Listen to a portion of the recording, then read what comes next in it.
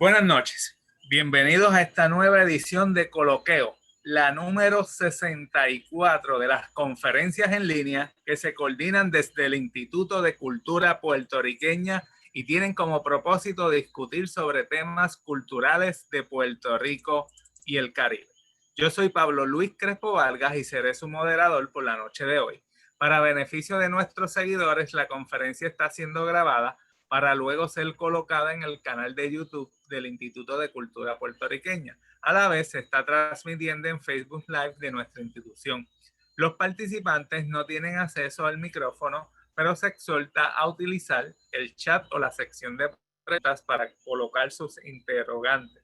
Una vez culmine la intervención de nuestros panelistas invitados, procederemos a atender las preguntas que hagan en el chat. Hoy tenemos la conferencia titulada No cierres los ojos.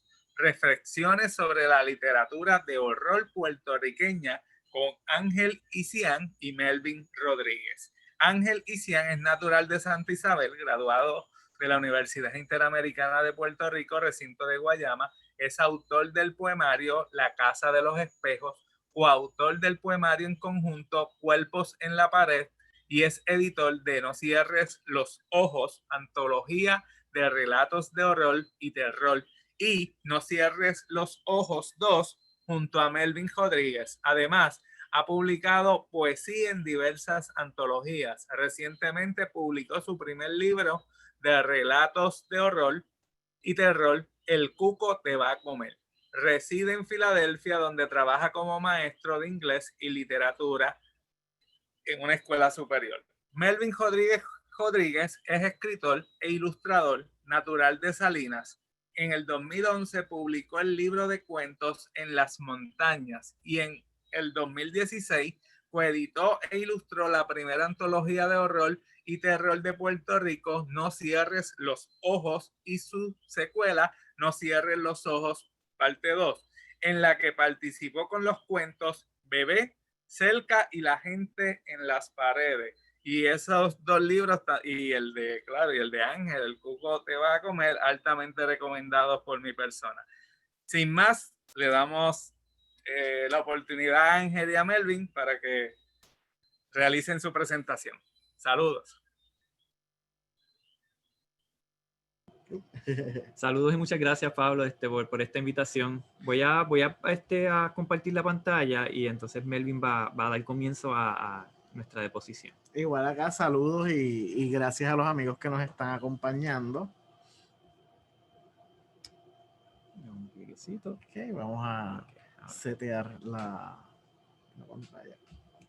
Bien, hoy hemos titulado esta conferencia, ¿verdad? No cierres los ojos, porque ese es el título de nuestra antología y más adelante van a ver por qué No cierres los ojos es un buen título para una conferencia de horror en Puerto Rico y para una antología de horror y terror en Puerto Rico. Bien, pues vamos a comenzar hablando un poquito. ¿Puedes pasar cómo pasamos el slide? Sí. Discúlpenme. Ok, vamos a hablar un poquito de qué vamos a estar cubriendo en esta presentación.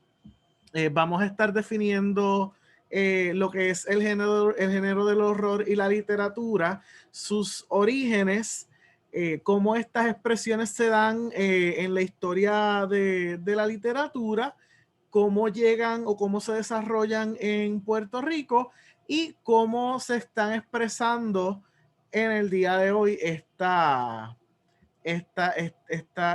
tipo de literatura. Bien, antes de partir, creo que vale la pena definir qué es como tal el horror y el terror, porque existen, ¿verdad?, muchas lagunas sobre por qué a unas cosas le llaman horror, por qué a otras le llaman terror, cuáles son esas diferencias o si son lo mismo. Estas definiciones que yo voy a dar son mías. Hay autores que los definen totalmente opuestos, de formas totalmente opuestas, pero pues estas son es la definición por la que yo me rijo. El terror viene de la palabra terrer, del latín terrer, que refiere a la tierra. Por ello, los miedos que provocan el terror tienden a ver con miedos físicos, con una criatura, con un asesino. Ay, disculpen, no. Perdonen. El terror tiene que ver con una criatura, con un asesino, con algo que es tangible y que está ahí. Porque, ¿verdad? Viene de la tierra, es sólido, es tangible. El horror, en cambio, tiene que ver más con lo psicológico.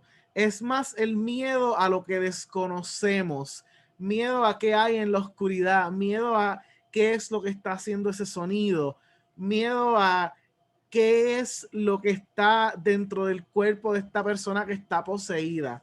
Esas son las diferencias entre entre estas dos palabras que definen este género.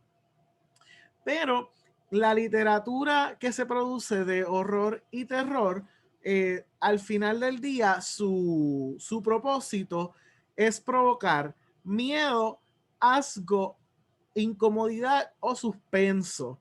Esos son los sentimientos que busca crear este tipo de literatura, sea por lo que describe, a través del uso de la atmósfera que se crea, por las cosas que presenta y por el subtexto que cubra en su historia. Discúlpenme. Déjenme apagar esto un momentito. Sí, por favor. Sí.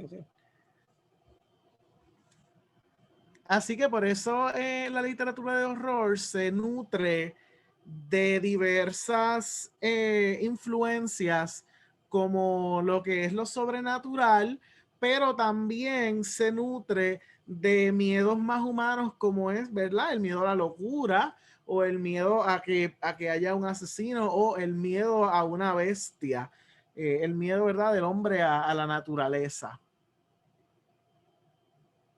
Entonces vamos a pasar por acá. Algunos subgéneros del horror y el terror para poder comprender el género. Voy a ir sobre esto rapidito. Disculpen que esté enumerando.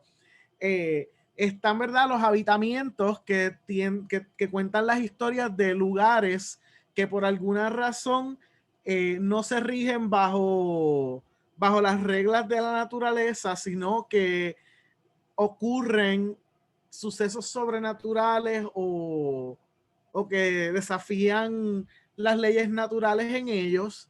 Está el macabro, que tiene que ver mucho con todo este miedo al desmembramiento y a la perversión. El gore, que se centra mucho en básicamente es el exceso por la sangre, por las heridas, por el asco, que empuja, ¿verdad? Ese miedo que le tenemos a ver el cuerpo destruirse. El horror psicológico, que tiende a ver más con lo que se sugiere y con lo que la persona percibe.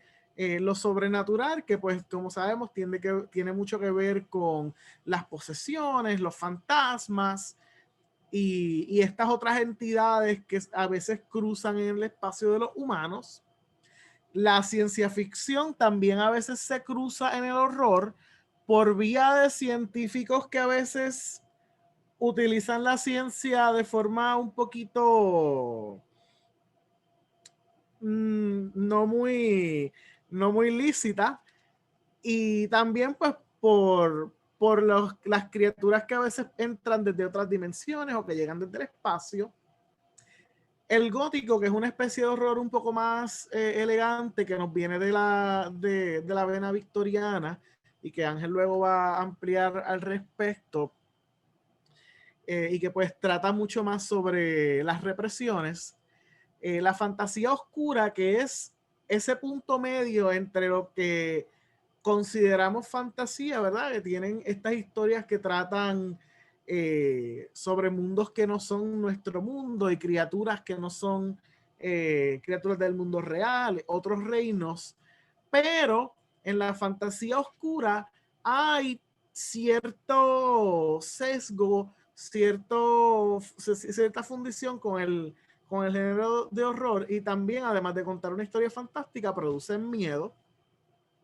El horror cósmico, que trata sobre la pequeñez del ser humano ante el infinito del universo, y la ficción bizarra, que ahí entonces es un tipo de horror mucho más surreal, es casi, trata mucho sobre lo inexplicable, y juega con las imágenes, con distorsionar las imágenes para crearnos una sensación de incomodidad y de miedo.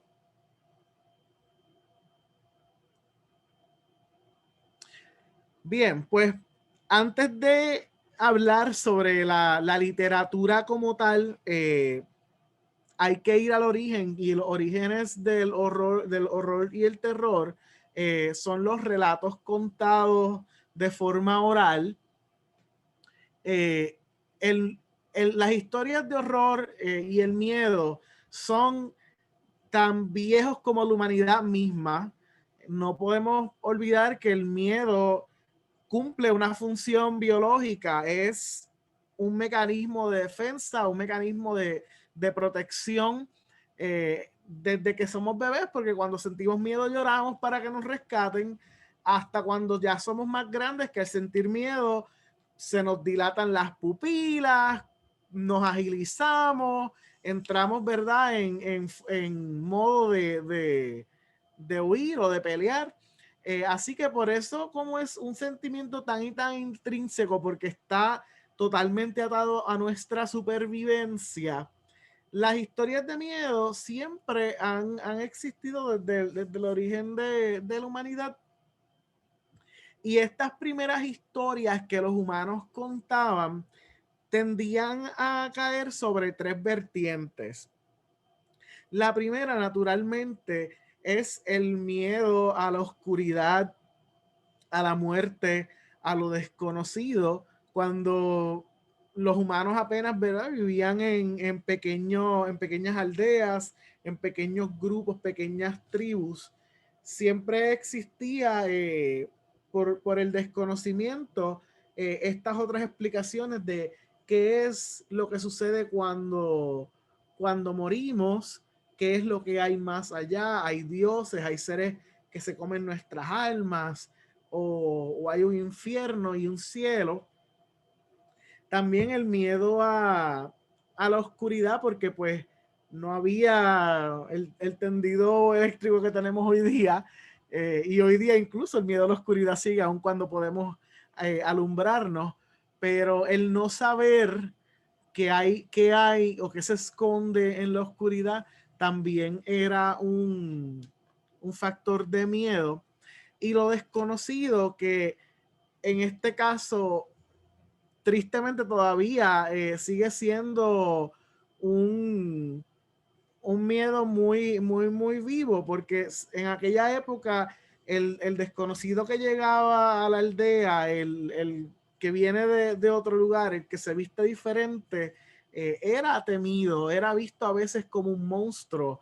La persona que tiene una cultura distinta se ve como un monstruo o como distinto, y es algo que todavía hoy día lo podemos ver. Le tememos a lo que desconocemos, y por eso muchas veces el horror tiene estas vertientes que pueden ser un poco conservadoras y un poco hasta racistas en algunas ocasiones, porque usan ese miedo a lo desconocido y a lo diferente para producirle inquietud y miedo al lector o al público que esté viendo una película o una serie.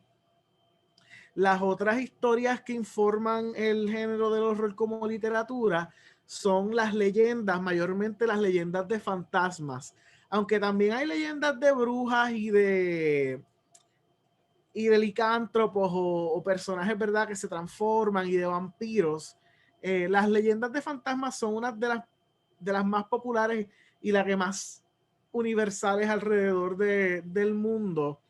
Casi todas estas leyendas, si nos damos cuenta, cuando las observamos, tienden a contar una historia de una persona que no hizo lo que debía, cruzó una ley que no debía cruzar, sea porque, por ejemplo, mató a sus hijos y ahora está condenada a buscarlos, sea porque rompió algún símbolo religioso y ahora está condenado a andar por la tierra hasta que ese símbolo esté restaurado, o porque esa persona fue asesinada de una manera injusta y ahora persigue a la persona que cometió esa injusticia. Estas leyendas de fantasmas lo que nos están enseñando es que, pues, que en cierta forma tenemos que preservar la tribu, tenemos que preservarnos y ser buenas personas para no acabar como estos seres que o son monstruos o están encajados entre la vida y la muerte, o son víctimas. Porque también, pues, el miedo se usa mucho para moralizar, y es lo que nos lleva al tercer punto, los cuentos de precaución, que podemos verlos mucho en lo que es la fábula y el cuento de hadas. Hoy día los cuentos de hadas los vemos como historias para niños y lo eran y lo son, porque es a los niños a quienes se les relata, pero antes cumplían una función y era darle a los niños ciertas lecciones de vida, y fungían en muchas ocasiones como historias de horror. El cuento de la Caperucita Roja, por ejemplo, tiene todos los ingredientes de una historia de horror. La niña está cruzando el bosque y hay un depredador que quiere comérsela. Y esto cumple una función de proteger a esas niñas que se le contaba esa historia de los hombres que a veces podían estar en el bosque, que podían ser depredadores sexuales o asaltantes o criminales, y por qué en el bosque había que tener cuidado o evitar entrar al bosque. Y vemos todo esto en el desarrollo del cuento. Incluso la capa roja de la Caperucita es una alusión a ese desarrollo sexual. Lo mismo con Hansel y Gretel, que es una de estas muchas historias de el ogro o la bruja, o una criatura monstruosa que se quiere comer a los niños, y que tiene mucho que ver con decirle a los padres: ten cuidado con cuántos hijos tienes por si viene una hambruna, o también para decirle a los niños: si no eres útil cuando hay una hambruna o cuando hay trabajo, puedes terminar siendo abandonado en el bosque. Así que todas estas historias cumplían ese propósito de educar y de precaver con, ¿verdad?, con todas las cosas buenas y malas que puedan tener. Eran cuentos de precaución, y se informaban mucho del horror. Usaban el miedo usaban el miedo para educar y para moralizar. Y bueno, vamos entonces ahora a hablar un poquitito, a hacer una transición para hablar, pues, cómo entonces se desarrolla el horror como un género literario en sí. Lo que Melvin acaba de describir, ¿verdad?, de dónde surgen muchas de las temáticas, preocupaciones, inspiraciones que luego se engranarían en el género del horror, ¿verdad?, y que se convertirían posteriormente en algunos de los tropos que constituyen el género. Y en el desarrollo temprano del horror, algunas de las, ¿verdad?, y de lo que voy a estar hablando ahora, ¿verdad?, algunas de las vertientes, porque ahora sí yo voy a hablar del horror y del terror, no estoy hablando de un solo género, estoy hablando de muchos subgéneros como los que describió Melvin. Y algunos, ¿verdad?, de donde donde está el desarrollo temprano del horror. ¿Verdad? Comenzamos con el gótico, el romanticismo oscuro, lo que luego le llamarían los penny dreadfuls, que son ¿verdad? Relatos de achavo, como le dice Melvin, que se vendían mucho durante la época victoriana. La tradición de relatos de fantasmas en Inglaterra y Estados Unidos, la gente literalmente se reunía especialmente en las Navidades para contarse relatos de fantasmas. Y pues a principios del siglo XX que toma popularidad el horror cósmico. Pero voy a hablar de algunos de los autores y obras que fueron bastante influyentes en el horror. Esto no es una lista definitiva, ni completamente abarcadora. Son muchísimos autores y obras que son importantes, pero voy a mencionar las que, pues a mi entender, son de las más influyentes e importantes dentro del género. No podemos, ¿verdad? Definitivamente no podemos comenzar una discusión sobre el horror sin mencionar una de las obras que inicia, ¿verdad? El movimiento gótico. En este caso, El Castillo de Otranto, de Horace Walpole, que se publicó en 1764, ¿verdad? Es una de esas obras que se define o se presenta literalmente como un relato gótico, que era el subtítulo de la obra. Y como pues mencionó Melvin, pues el gótico tiene que ver con estos espacios ya de decadencia, donde pues hay estos espacios que una vez fueron hermosos, ¿verdad? Esta arquitectura gótica que una vez fue la belleza, ¿verdad? De la Edad Media, luego, ¿verdad? Empieza a decaer, se ve grotesco, se ve oscuro, crea muchas sombras y aviva mucho la imaginación, especialmente en los asuntos de las supersticiones y las creencias de las personas. Y se trabaja mucho, pues también muchos temas que son tabú, que se trabajan de manera bien sutil dentro del gótico. Y esta fue una de las primeras obras que pues, nos presenta ese tipo de ambientación. Obviamente no podemos hablar de la literatura de terror sin hablar de Edgar Allan Poe, que es una de las figuras, si no pues la figura más influyente en este género para muchos otros autores que luego vendrían inspirados por Poe para poder continuar esa tradición de literatura gótica, de terror, oscura.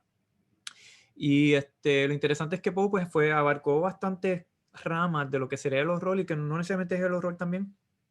Trabajó algo de ciencia ficción, trabajó, obviamente es uno de los que ¿verdad? Se le define como uno de los creadores de la literatura policíaca o detectivesca, con el personaje de Dupin. Pero definitivamente pues, es conocido como uno de las figuras más influyentes en la literatura del terror. Y ahí podemos mencionar muchísimas obras. Él tiene toda una obra de relatos macabros, oscuros, de muerte, de locura, de obsesión. Todo lo que nosotros podamos definir del horror, él lo ha tocado de alguna manera u otra. Hasta La caída de la casa de Usher, que fue su forma de abarcar el asunto de la casa embrujada, aunque él definitivamente le da otro twist. Tenemos cuentos como El corazón del ator, El gato negro, William Wilson, El pozo y el péndulo, y pues muchísimos otros relatos de horror y terror, y que a muchos de nosotros pues nos fascina, ¿verdad? En sobremanera. Así que no podemos dejar de hablar de horror y terror sin mencionar a Edgar Allan Poe. Sin embargo, pues él no fue ni el único ni el primero. De hecho, le antecede Mary Shelley, Mary Wollstonecraft Shelley. Si vamos a hablar de una obra de horror y terror que como le da formalidad a la idea del horror y a la misma vez a la ciencia ficción, pues es su obra Frankenstein or The Modern Prometheus, en español Frankenstein o El Prometeo Moderno, que toma esa ambientación gótica y nos narra una literatura un relato de horror y terror con muchos de los tropos que conocemos hoy, ¿verdad? El personaje obsesionado, el científico, ¿verdad? El científico medio loco, el asunto, ¿verdad? De la muerte de una mujer, que eso también pues sería un tema ampliamente trabajado por Edgar Allan Poe. Pues las advertencias de lo que puede suceder si nos pasamos de la raya con el uso del conocimiento científico. Lo que mencionó Melvin ahorita, el cautionary tale, Frankenstein es un cautionary tale. A la misma vez, y es interesante que fue una de las primeras obras, pero es también una de las primeras obras o la primera obra en decirte, mira, ¿quién verdaderamente es el monstruo?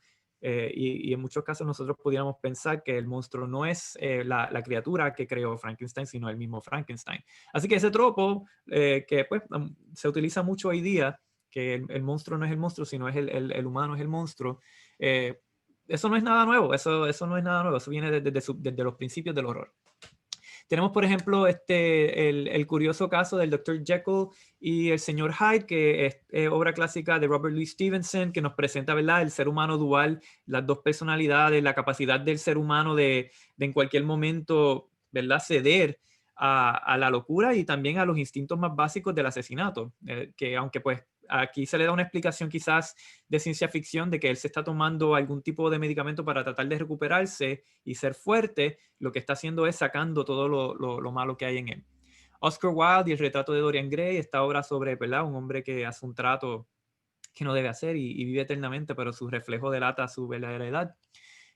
También está bien interesante, que no es tan conocido, pero que es influyente por pues, otro que voy a mencionar ya pronto, Arthur Machen and The Great God Pan.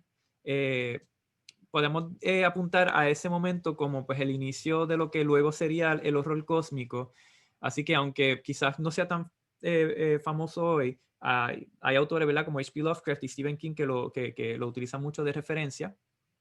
Y pues no podemos pues, dejar de hablar de la literatura de horror del siglo XIX sin mencionar a Bram Stoker, que, ¿verdad?, es el que tomó el concepto del vampiro y lo llevó a otro nivel y lo popularizó para siempre. Así que sí, no es que antes no se había escrito de vampiros, sí se habían escrito antes de Bram Stoker, pero él es el que le da un tratamiento literario, ¿verdad? Y lo populariza pues, por todas las edades. Yo creo que se me fue la... iba a mencionar, ¿verdad?, algunos escritores del gótico que tenía un slide y creo que se me perdió por ahí en el shuffle. Pero en la literatura gótica también tenemos otros escritores que abordan ese tema. El gótico no siempre es el horror, pues, ¿verdad?, de fantasma ¿verdad?, o de un fenómeno sobrenatural, aunque muchas veces se aluden a fenómenos sobrenaturales y hay muchísimo ¿verdad?, de lo supersticioso dentro del gótico. Pero también se insertan, ¿verdad?, como parte de la tradición del horror. Y ahí podemos hablar de las hermanas Bronte, ¿verdad?, que con obras como Wuthering Heights de Emily Bronte o Jane Eyre de Charlotte Bronte.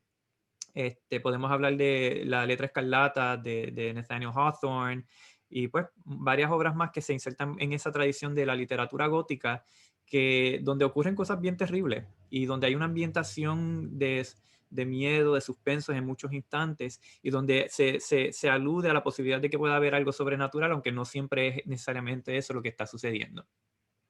Bueno, hablando sobre obras importantes en el desarrollo del horror como género literario ya en el siglo XX, podemos mencionar pues obviamente a H.P. Lovecraft con el Mitos de Cthulhu. Ray Bradbury también aborda un poquito el horror dentro de su compendio de cuentos The Illustrated Man, por ejemplo, la historia de The Veldt, que es una historia simultáneamente de ciencia ficción, pero también de horror. Tenemos Something Wicked This Way Come, que una excelente novela de horror también, más juvenil en algunos aspectos, pero a la misma vez bien profunda. No podemos dejar de hablar de Horacio Quiroga con sus cuentos de amor, locura y de muerte. Tiene excelentes cuentos de horror como El almohadón de plumas y La gallina degollada.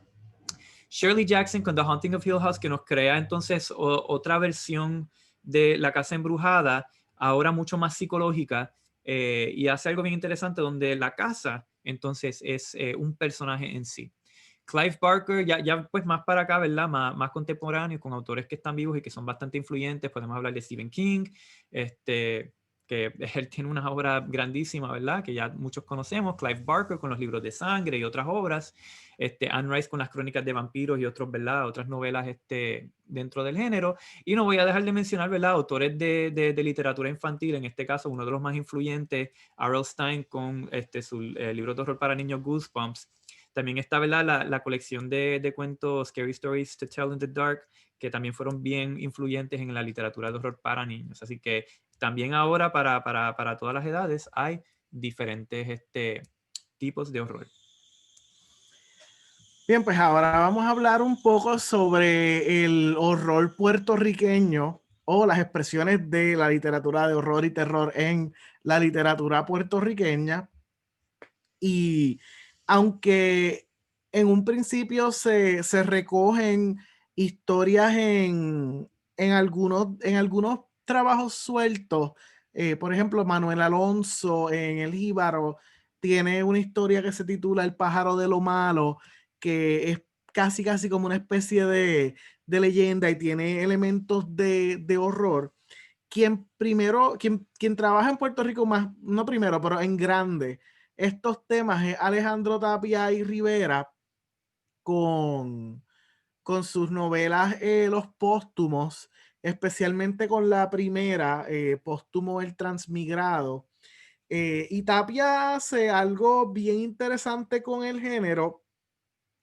Él está influido, ¿verdad?, por todas estas corrientes que se están dando del gótico, pero en vez de trabajarlo como se trabajaba en el resto del mundo, que era de una manera muy, muy seria y buscando ir al horror, Tapia le da este giro con un toque de fantasía y lo convierte en una historia cómica y de enredos. Y vemos, ¿verdad?, este personaje que regresa de la muerte. En un momento es casi como un zombie. Tiene esta escena que un gusano le sale por la nariz y todo esto ocurre en ciertas escenas que son un poco humorísticas. Así que él trabaja esos estilos y hasta en cierta forma predata lo que se hiciera después en el siglo XX, que más adelante en el siglo XX pues se empieza a usar el horror más de forma cómica. Tapia predata a toda esta gente haciendo eso. Y también tenemos a Cayetano Colitoste, que recoge las leyendas de su época. Más adelante, la literatura de Puerto Rico no tiene mucha presencia en el horror. Sí, hay autores que quizá tocan ciertos poemas que pudieran acercarse a lo gótico, pero hasta la fecha de lo que hemos podido encontrar, ¿verdad? Nada es absoluto. Quizá haya algún autor con alguna obra escondida por ahí que no sepamos. Quien tiene una buena pieza que encaja con la descripción del horror es René Márquez, con el cuento Purificación en la calle del Cristo, que aunque se utiliza y se analiza como una representación de cómo esta burguesía española quedó en la pobreza cuando ocurre la invasión estadounidense, la historia en realidad está codificada por completo como un relato gótico. Hay casi paralelos con cómo lo trabajan las hermanas Brunt y tiene todos los elementos. Tienes una casa abandonada que en su momento fue una casa llena de gloria. Tienes personajes cuya situación psicológica refleja esa casa decaída y cómo esta casa que alguna vez fue gloriosa, pues los personajes también son un reflejo de ello. Tienes las represiones, porque estas mujeres estaban todas enamoradas de un mismo hombre y esconden su deseo sexual por el hombre, pero también a la misma vez todas las artimañas que se hacían entre ellas. Tienes también el fantasma de Hortensia, que está muerta, pero no sabemos si lo que hay es un fantasma o si sus hermanas están alucinando. Así que todas los elementos de esta historia constituyen una historia gótica. Más adelante, después de René, quien toca elementos de horror en su literatura es Rosario Ferré, especialmente con su primer libro de cuentos, Papeles de Pandora. Aunque no todos los cuentos en Papeles de Pandora tocan estos temas.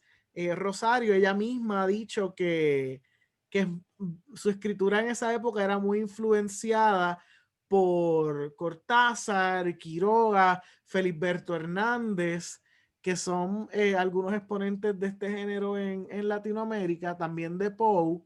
Y ella puertorriqueñiza muchos de estos elementos. El relato de la muñeca menor, que es posiblemente su relato más conocido, es un cuento de hadas puertorriqueño que a su vez muestra la historia, una parte de la historia de Puerto Rico, pero tiene un giro al final que es totalmente horrorífico. Lo mismo con el relato El abrigo de zorro azul, que es una historia gótica, psicológica, y que aunque no funciona como para darte un miedo o un salto inmediato, tiene una atmósfera gótica y te produce una incomodidad por la relación que tienen estos hermanos y cómo termina. Y así como ese, hay varios otros cuentos en esta colección que tocan esos temas y usan estas técnicas de la atmósfera del horror, de el giro súbito que de momento te presenta una imagen grotesca. Y ella trabaja todos estos elementos para representar lo que es la disparidad en la situación del hombre y la mujer. Sabemos que Rosario era una escritora feminista, y es interesante cómo el horror puede muchas veces usarse para dos cosas, o para moralizar desde un punto de vista conservador, o como lo hacía Rosario, para destapar esa caja de Pandora y mostrar qué podía suceder cuando las represiones estallan. En el siglo XXI tenemos, ¿verdad?, otros autores que practican el horror, como Marta Ponte Alsina con Vampiresas, Pedro Cavilla, que tiene sus varios libros que tocan temas de horror.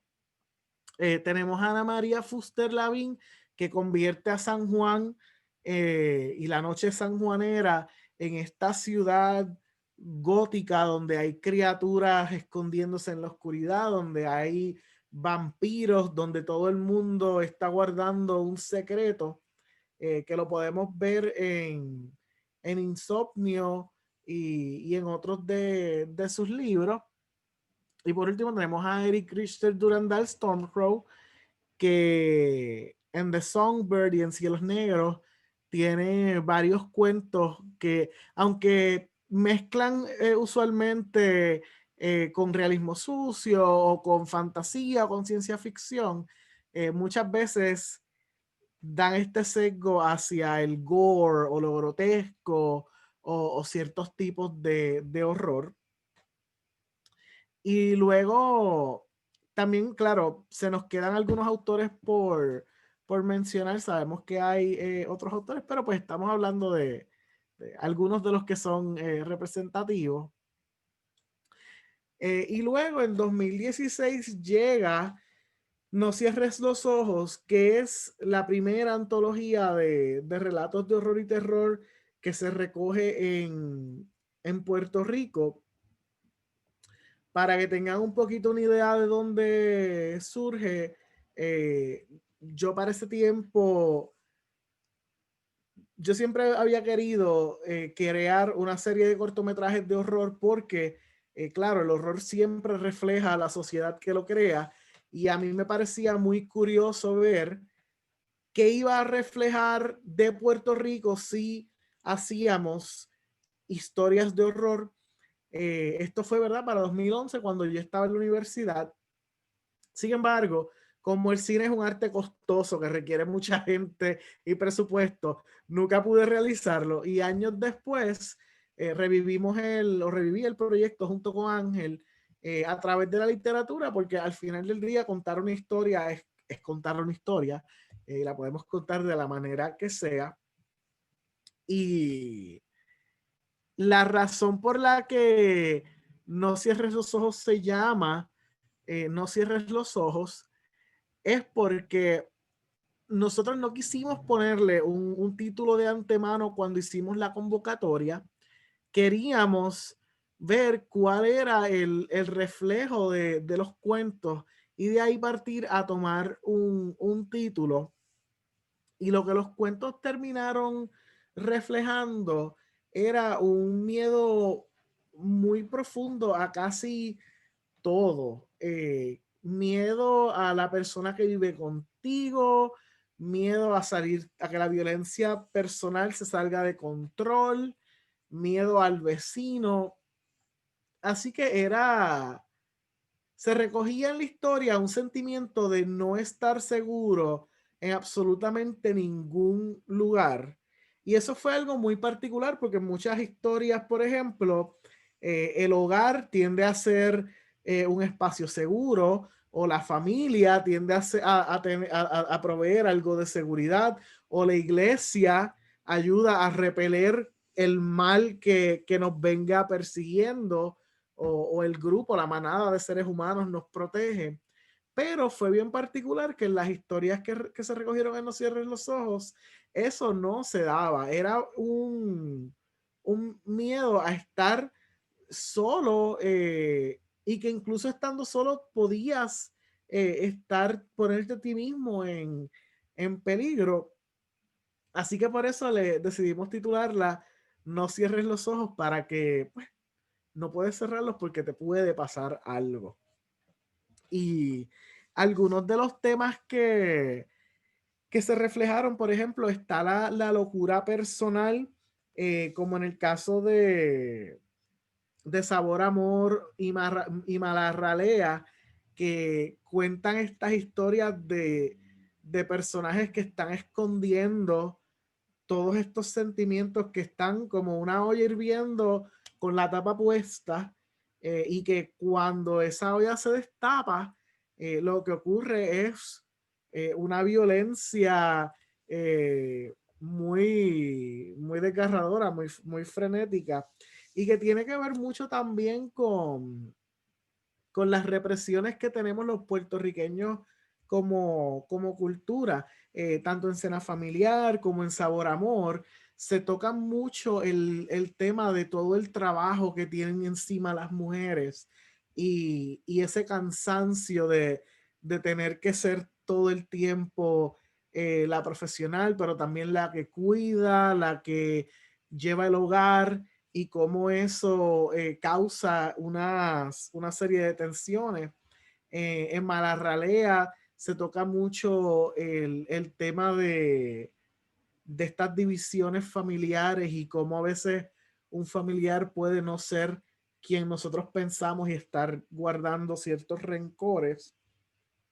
Otras historias tocaban temas mucho más culturales de Puerto Rico, como por ejemplo en el caso de Nora Cruz con Perforación Embrujada, que casi recrea como una especie de leyenda de esta mujer que es como una bruja y cómo ella atrae a este hombre y lo que ella le hace a él, como en cierta forma lo castiga. También está La Carne de Tocador Fernández, que toma como escenario para una historia muy gore y muy perversa, toma como escenario lo que es la fabricación de tambores y nuestra música típica. Volviendo a las represiones, el gótico tiende, ¿verdad? Como explicaba Ángel, el gótico tiende a ver mucho con esas cosas que sabemos que están ahí, sabemos que suceden, pero preferimos esconder y pretender que no existen, porque no queremos que el resto del mundo nos vea por la verdad que somos, o que vean un poquito de imperfección. Y las represiones, tras que son algo muy común en el horror, fueron muy comunes en No Cierres los Ojos. En el caso, por ejemplo, de de la pornógrafa se toma, ¿verdad? Todas estas historias sobre la violencia y la pornografía y cómo esto es un tabú para tanta gente. Ay, disculpen un momentito.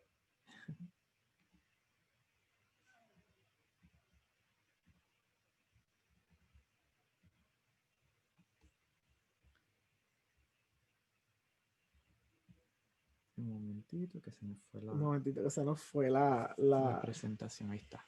La pantalla. Ya está. Y pues todas estas represiones que tienen que ver con el sexo.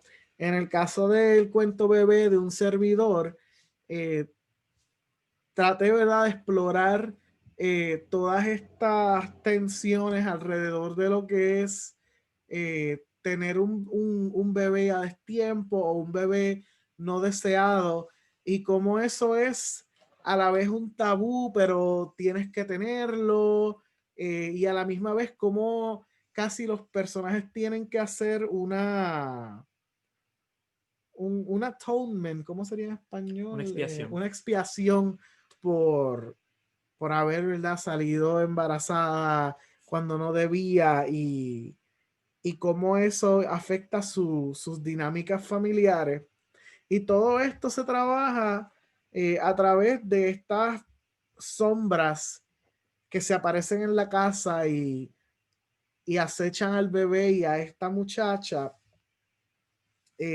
Otras expresiones del gótico caribeño, por ejemplo, Elegía de Reyes de Gadiel, toca el Francisco Ruiz Rivera.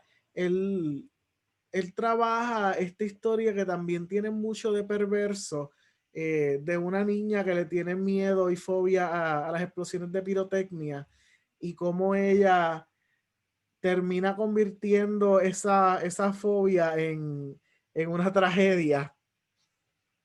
La otra sangre de José Ravelo también versa mucho sobre tanto el miedo a las posesiones, pero también el poder de los lazos familiares para poder salvarnos muchas veces de la locura o de los sufrimientos en los que podemos caer, porque presenta esta psicóloga que ayuda a pacientes, pero que luego termina ella siendo la que necesita ayuda porque está indefensa ante el ataque de un demonio.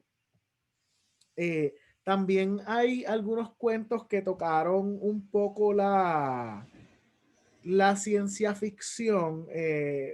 Puedo mencionar, por ejemplo, Entrevist Giganta de Eric Richter Durandal Stormcrow.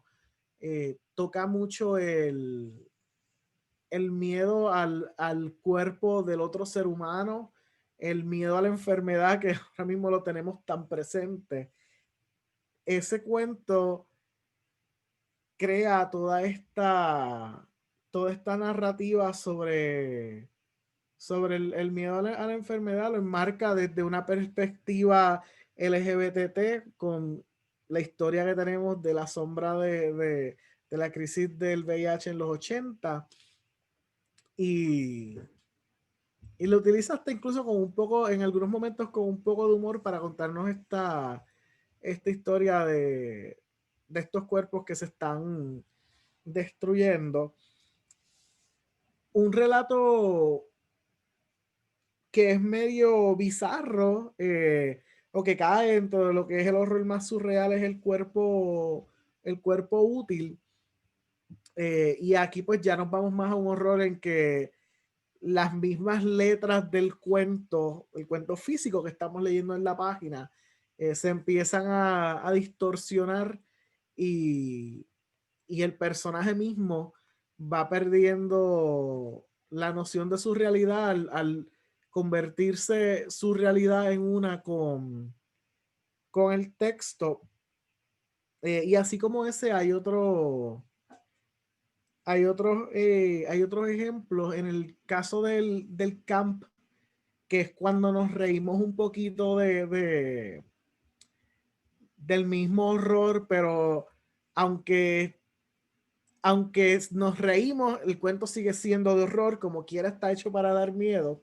Tenemos de Marcos Flores Madeline, en el que este sujeto tiene una mano que toma vida propia y muestra mucho todas estas tensiones de cómo ciertos muchachos tienen estas citas con muchachas y las tensiones del dating y todo esto. Y algunos otros que me gustaría mencionar, por ejemplo, Te Toca de Nomar Nico Borrero, toca mucho el tema de estos asesinos que son conocidos, que se convierten en leyenda. Casi podemos hacer una referencia con él a Toño Bicicleta y la curiosidad y el morbo que le crean a la gente estos personajes. También Cuatro Casas de Juliana Cruz utiliza el espacio de una casita de urbanización para convertirlo en una casa embrujada. Ya entonces no estamos en la mansión victoriana o en el castillo gótico que se hace, que se escribe en Inglaterra o en Estados Unidos, sino que trasladamos ese mismo sentir, esa misma atmósfera a un ambiente puertorriqueño, una casa de urbanización.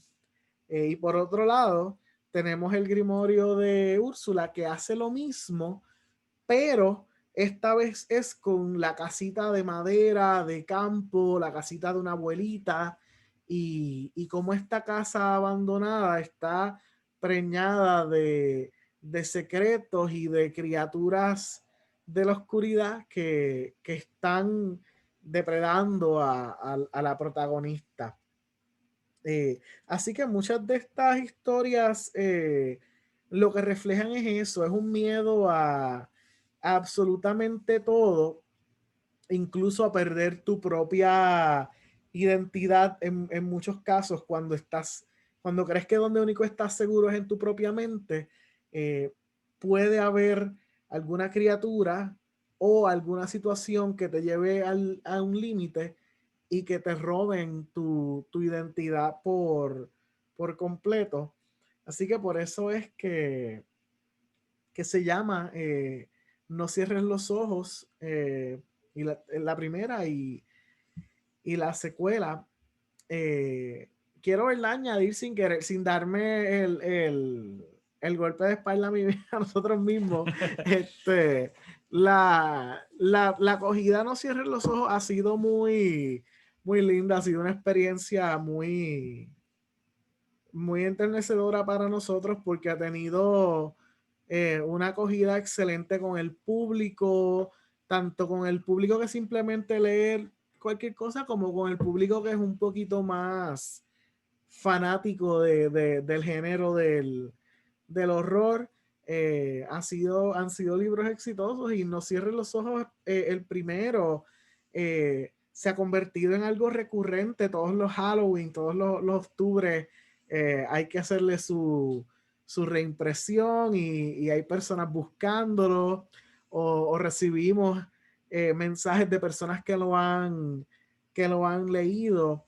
Y ha sido bonito que en cierta forma, por ser ese primer texto que recoge un acervo de historias de horror representativas de tantas personas distintas como de historias distintas, porque en No cierres los ojos hay personas de toda la diversidad, hay mucha representación femenina, hay mucha representación LGBT, hay representación de personas negras, hay de todo tipo de cosmovisiones de lo que es Puerto Rico. Tenemos historias del campo, tenemos historias de la urbe, así que cubre muchos espacios, y a la vez en cierta forma como que ha ha sido como que esa pequeña llamita que ha encendido el tema del horror en la isla, y hemos visto cómo se ha seguido hablando. Algunos compañeros se han acercado a nosotros porque quieren escribir horror, o están buscando guía. Y si quieren, ¿verdad? Si quieren saber, pues, hasta qué punto, pues, la antología está ayudando mucho a esta cuestión de la visibilidad del horror puertorriqueño específicamente,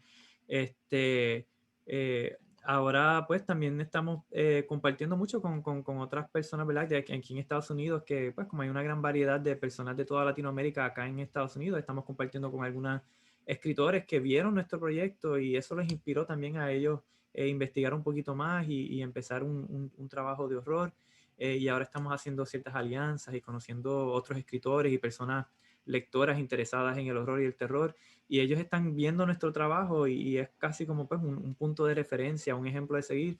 Así que nos tenemos que sentir orgullosos, ¿verdad?, de que estamos insertados en un movimiento de literatura de horror latinoamericano que yo creo que va a dar mucho fruto en el futuro, sí. Y entonces ahora pues voy a dejar a Ángel, que él va a continuar hablándoles desde su perspectiva. Nada, Melvin cubrió bastante sobre la temática que se aborda dentro de la literatura de horror puertorriqueño. Habló mucho, ¿verdad?, de las temáticas que vemos dentro de No Cierre los Ojos y como eso es bastante representativo ¿verdad?, de diferentes cosmovisiones puertorriqueñas, porque sabemos que nosotros hablamos de la puertorriqueñidad, pero ese es un concepto bien amplio que no tiene una sola forma de definirse, ¿verdad?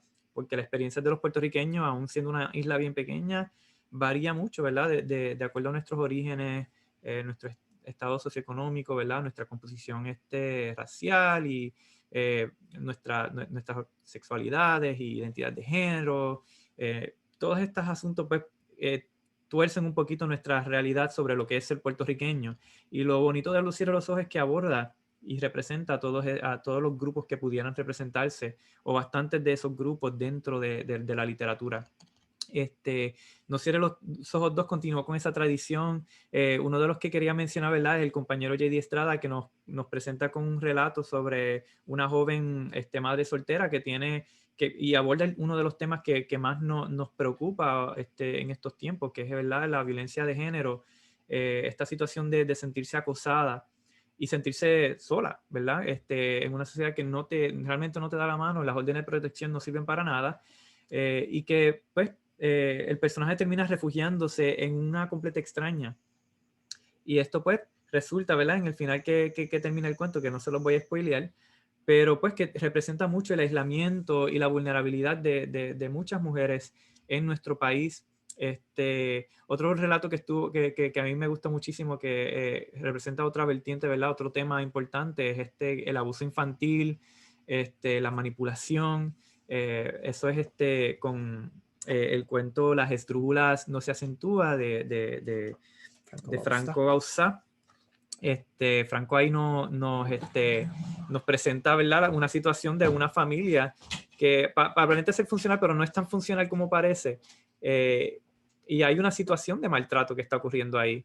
Y definitivamente, pues ahí se ven esas dinámicas. El cuento está súper bien realizado. En el cuento Buena Espina de Evelyn, de Evelyn Vázquez, ahí vemos la situación del aislamiento total y cómo eso, ¿verdad?, incide en la cordura mental del personaje. Así que hay muchísimo que se ofrece dentro de todos estos relatos dentro de No Cierre los Ojos. No quisiera, ¿verdad?, dejar de pasar la oportunidad para, pues, recordarle que ya también como parte de este proyecto de movimiento de libros de horror y terror, pues les presento mi último bebé, que es El Cuco Te Va a Comer, que ¿verdad?, se inserta ahora también en esta nueva ola de libros de horror y terror. Aquí, ¿verdad?, yo abordo muchísimos temas, ¿verdad?, las represiones familiares, el maltrato, los efectos de la pobreza, los efectos de los prejuicios, las maldiciones familiares, que cuando yo hablo de maldiciones no necesariamente son las maldiciones que nosotros imaginamos como estas, ¿verdad?, cuestiones mágicas que nos causan mal, si no hay otro tipo de maldición por completo que puede ser hereditario y llevarse de generación en generación. Y eso lo vemos muchísimo, ¿verdad? Como mencioné, como parte de los efectos de la pobreza, los efectos, ¿verdad? Ambiental de las especies invasivas en Puerto Rico. Ahí vemos, ¿verdad? También hay temas de inmigración. El puertorriqueño también, pues, por nuestra situación colonial, nos vemos constantemente en un flujo migratorio. Y ahí se aborda el tema también. El asunto, ¿verdad?, de los efectos del fanatismo religioso y cómo eso puede incidir en la crianza de personas, en especial cuando se trata de personas LGBT, como eso a veces tuerce y puede ser dañino para ciertas personas que no necesariamente caben dentro ¿verdad?, de la cosmovisión de la religión. Y hay muchísimos temas que se abordan dentro de este libro, que yo creo que va a ser de interés de muchas personas. Nunca deja de ser un cuento de relatos de horror y terror. Y lo chulo es que pues, nosotros no somos los únicos que estamos trabajando el horror y el terror, ¿verdad? Hay muchísimas personas que se han unido, muchos de los compañeros que están en la antología están trabajando sus propios proyectos de horror y terror. Así que pueden buscar en las antologías quiénes son los escritores que participaron y busquen lo que están haciendo más allá. ¿Verdad? Personas como Ana María Fuster, como J.D. Estrada, como Numal Nico Borrero, como Luis Rodríguez Cruz, Natalie Martínez, todas estas personas que fueron colaboradores grandes que apoyaron pues nuestras antologías con sus relatos y que ayudaron a enriquecer ese trabajo editorial que nosotros hicimos. También tienen sus proyectos de ¿verdad?, góticos, de horror y de diferentes vertientes, ¿verdad? No todos son iguales. Así que la lección, ¿verdad?, después de todo esto es que en Puerto Rico se está escribiendo literatura de terror muy buena, interesantísima, que llega a nuestra realidad, y todos los que lo lean se van a dar cuenta que se van a sentir identificados y van a ver las temáticas importantes que ocurren en nuestra sociedad. Va a haber hay una forma de plasmar nuestra historia también, que eso va a servir, ¿verdad?, de legado para futuras generaciones. Y además de eso, nos estamos insertando ¿verdad?, en una nueva cepa de literatura de horror y terror que se está formalizando un poquito más en el mundo hispanoparlante. Y podemos sentirnos orgullosos de que nosotros no estamos detrás de nadie en ese aspecto. Estamos, ¿verdad?, a la vanguardia con la escritura del horror y el terror. Y hay muchísimos más escritores, ¿verdad? No nos da tiempo de hablar de todos y de todas las obras. Pero este es un punto de partida, un punto de referencia para todos ustedes. Nada, ya son las 8, ¿verdad? Yo sé que supone que sea una sola hora, pero no queremos irnos, ¿verdad?, sin la oportunidad de que si del público hay alguna pregunta para nosotros, pueden hacerlo ahora. Podemos tomarnos estos próximos 10 minutitos para contestar cualquier pregunta que tengan. Melvin, Ángel, me preguntan, y bueno, antes de la pregunta, quiero felicitarlos y agradecerles, ¿verdad?, esta intervención de ustedes. Para el que no lo sepa, yo soy fan de este género. Yo tengo una buena colección de libros en mi biblioteca personal, donde enfatizo mucho la literatura que tiene que ver con los zombies. Pero nada, eso es uno de mis secretos. Nada, me estaban preguntando, y me imagino que la pregunta va dirigida a Melvin. Melvin, si puedes describir y explicar la portada de El Cuco te va a comer. Ok, bien. La portada cuando yo me senté a ilustrar el Cuco, yo sabía más o menos por dónde iba la historia, pero en algún momento yo pues me había detenido de trabajar las ilustraciones hasta que Ángel terminara el texto, y como parte de su investigación él me había mencionado que algunas vertientes del cuco, como la coca o el cucuy, la inspiración para estas cabezas eran calabazas o cocos, y era como que esta cabeza casi vegetal, amorfa que tenía la criatura. Yo empecé a hacer muchos bocetos basándome en cocos, en calabazas, buscando cocos y calabazas con formas raras y entonces estuve haciendo diversos bocetos y trabajando distintos ángulos hasta que llegué a este, que es casi, ¿verdad? Como un cruce entre un coco y una calabaza, pero que pues tiene esta boca súper abierta. Los dientes pues los tomé de la descripción como Ángel los describe en la historia, que eran pues grandes y filosos, y fui entonces añadiendo otros toques como ese ojo que pues es como que ese punto focal de la ilustración, porque te está mirando y tiene como que cierto semblante salvaje sobre él, y esos toquecitos alrededor del ojo que pues lo hice para prenderle la fobia a los tripofóbicos. Muy bien. Que las personas que le da miedo la repetición y los puntitos. Sí. Y la razón por la que hay una cara saliendo de la cabeza del cuco, pues tienen que leer el cuento, porque si se los digo, les estoy dando un spoiler, pero tiene que ver con cómo opera el cuco como criatura cuando come. Muy bien. Ángel, una última preguntita para ti. Si fueses a recomendar algún autor clásico para alguien que quiere empezar a leer literatura de horror, ¿a quién le recomendaría? Oh, wow. Bueno, yo, ¿verdad? Hay muchísimos autores clásicos. Es un poquito difícil, pero creo que el más certero, que yo creo que toda persona que le interese el gótico y el horror, pues definitivamente recomendaría a Edgar Allan Poe, porque pues es que él lo hace tan bien, porque en particular es bien fácil entrar al mundo del horror a través de Edgar Allan Poe, porque muchos de sus relatos son bastante concisos, son cortos. Pudiera decirte, mira, pues empieza con Drácula, o empieza con Frankenstein, o empieza con fulano de tal. Pero pues la realidad es que la mayoría de los relatos de Poe son bastante concisos y cortos, y son una buena manera de entrar en ese mundo. Pero una vez ya que se familiaricen con Poe, y si ya están, ¿verdad? Si ya saben de ese trabajo y ya lo conocen y quieren ver otros escritores, pues entonces se pueden aventurar, ¿verdad? Con los escritores. Si quieren irse atrás para lo clásico, pues vayan a los victorianos, a los románticos, Mary Shelley, Bram Stoker, Oscar Wilde, o si quieren entrar ya en el siglo XX y quieren ver otras vertientes del horror, como el de los H.P. Lovecraft, que es el horror cósmico. H.P. Lovecraft no es el más fácil de leer, pero tiene unos conceptos interesantes, ¿verdad? A pesar de algunos conceptos que, pues, que hay que tener un poquito cuidado para los ojos modernos, pero nada, tiene muchas cosas interesantes. Y si quieren entrar ya más en decir, pues mira, yo quiero aprender sobre el horror contemporáneo, pues miren, entrenle a Stephen King, que es bien fácil de leer, y al contrario de lo que mucha gente piensa, tiene muchísima tela para cortar ahí temáticamente y artísticamente. Eso de que Stephen King es solamente literatura de barata y comercial es una subjetividad que es completamente falsa, y pueden adentrarse por ahí.